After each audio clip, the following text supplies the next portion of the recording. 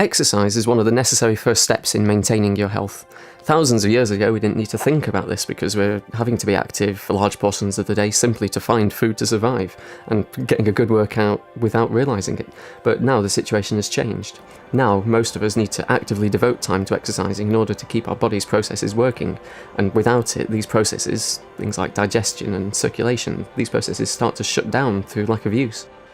These are the systems that help us fight off infections and repair injuries, and quite clearly these are the things we need to survive. As well as the health benefits of fitness, there are also the benefits inherent in being physically stronger and fitter. Whatever our profession, at some point we will need to lift and carry things, even if it's just bags of shopping. In an emergency, the ability to lift or carry heavy objects, or even a person, could be vital. The chances of encountering such a situation are clearly quite small unless we work for the emergency services or do adventurous activities regularly. But if we do encounter such an instance, then being a little bit fitter or a little bit stronger could be very important, maybe even a case of life or death for yourself and others. Of course, when we're talking about the practical benefits of parkour training, we shouldn't forget that the most direct benefit is in the ability to move. Again, this is obvious benefit in an emergency situation. If you're escaping from fire or from someone who's trying to attack you, then you may need to move quickly and effectively. There are also many more mundane situations though, like struggling through deep snow or trying to rescue a kite that's got stuck in a tall tree, or maybe even simply trying to catch a bus. These things all rely on your ability to move. The qualities of fitness and strength can be applied to the mind as well as to the body, and the practice of parkour reflects this. Whenever you come to a new obstacle or face a new situation, you need to assess both your capabilities and the situation, and each time it requires a significant degree of mental power. As well as this, actually performing complex movements requires a clear mind and sharp focus on the movements in question, and staying calm, combating the fear you experience when practicing potentially dangerous movements, requires an even greater strength of mind.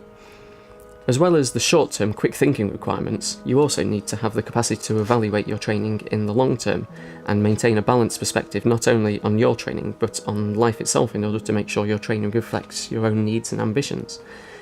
It is this integration of the learning and improvement in parkour into your life that makes it useful, and to ignore this part would be to remove a great deal of the benefit of parkour.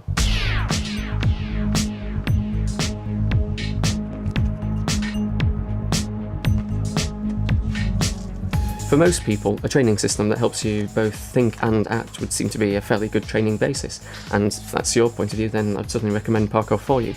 However, there is also a third part to parkour, a third strength to improve, which is your strength of belief and your strength of spirit. Every obstacle that you encounter tests your belief in your path. The more difficult the obstacle, the more likely you are to give up if your desire to overcome it is not strong enough. By trying to push yourself a little bit beyond what you think you can do, by challenging yourself and persevering, you realise that you can always achieve more than you think. You realise that it is almost always your lack of desire to continue that limits what you can do, and you discover that all obstacles can be overcome with time, as long as you have sufficient desire to overcome them. That's all any problem really needs, a little time and effort. This is the philosophy of parkour, the desire to continue your way and to let nothing stop you, and also the belief that that's possible.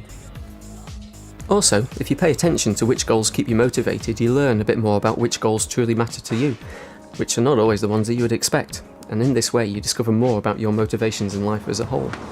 Just looking at this arm jump, ordinarily with this kind of short distance that we're jumping it'd be fairly easy to do, but this one you've literally got about that much, so less than 2 centimetres really to grip. And the grip on the actual wall itself, as in the texture of it, isn't too bad, but it's purely the fact that when you're coming into an arm jump like that, ideally you'd like to have more of your fingers over it to grip, but this really is quite restrictive.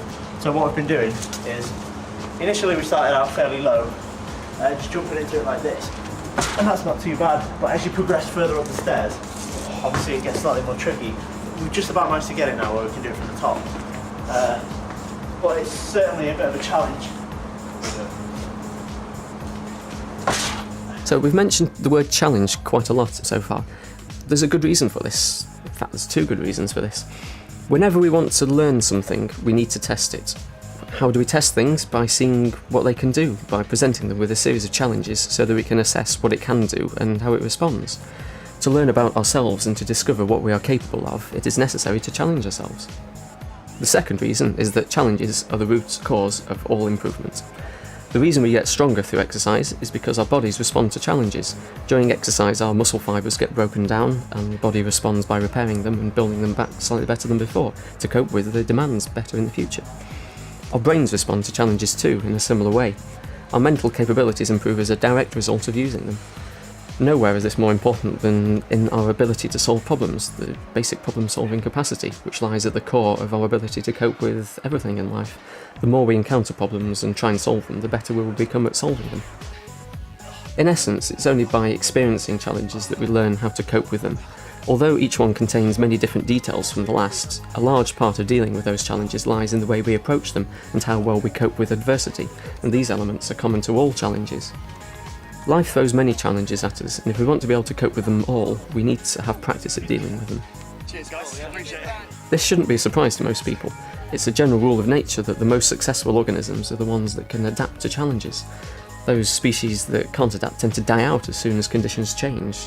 The ones that survive aren't necessarily the ones that are the dominant force at any given time. In fact, rarely is that the case, but they're the ones that changed as their situation changed.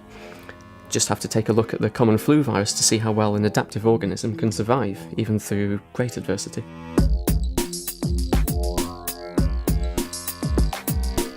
If we want to increase our capabilities, then we need to increase the challenges that we face, and taking the strong hint from history, we also want to avoid swapping one speciality for another. This means that we need to increase the variety of challenges as well as the difficulty. That way, we gain a solid grounding in a broad selection of capabilities, which better prepares us for any situation we may find in the future.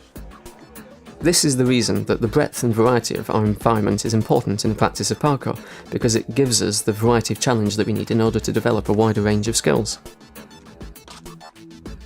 Before I started parkour, I'd practiced many different sports and tried my hand at some of them that seemed to have useful applications, such as the self-defense aspects of martial arts, but I still felt as though there was something missing, something more that I needed to do. I felt as though I was learning useful skills, but having these abilities didn't seem to be enough to make me happy, or to make me feel capable. I now know that what I was missing was the freedom of thought that I now have, the freedom to think and to act. Parkour is a training system for life. It shows us who we are and gives us the tools to continue to be who we are despite the challenges that we face. In this way, it sets us free from the limits that prevent us from achieving our goals. It's as simple as a sudden realisation that that is the case. The physical exercise is important because it gives you the ability to act and to overcome physical obstacles, but it's the training of the mind that is even more important because all action comes as a result of thought. Modern society conditions us to react in a certain way to certain things. We see walls and rails as physical barriers. But when we come to look at them properly, we realise that the reason we don't cross these barriers is not because of their physical presence, but because our brains have been programmed with the idea that they're a barrier. There's nothing physically stopping us going over the obstacle, but somehow still we don't go across it. We've created the barrier ourselves, we've limited ourselves. Our society conditions us to accept many things this way.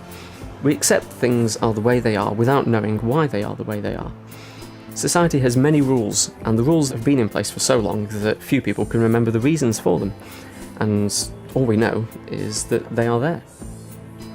The things that most people associate with their self, their job, their home, their hobbies, their possessions, all of these things, these are the things that are important to society but not to the individual. These things are not who that person is. You don't stop being you if you lose your job or if you stop going to the pub every night. But people spend so much time connected to society, so much time doing these things, that they forget that they're also an individual aside from all of the things that they do. By thinking in terms of these things, in terms of society's labels, we don't just lose our individuality, we lose our freedom of thought and belief. The reason it happens is because we let other people do our thinking for us, saving us from having to think about things and make potentially difficult choices. We like it because we don't have to think about it. It's easy, and we live in the age of convenience. However, this way we are never free. We're never free to do what we want, and we always seem to be doing what we have to, what other people want us to do. We start to get upset about the lack of control in our lives. However, we often forget that it is we that have given up the freedom. We have given up the self-control in the first place.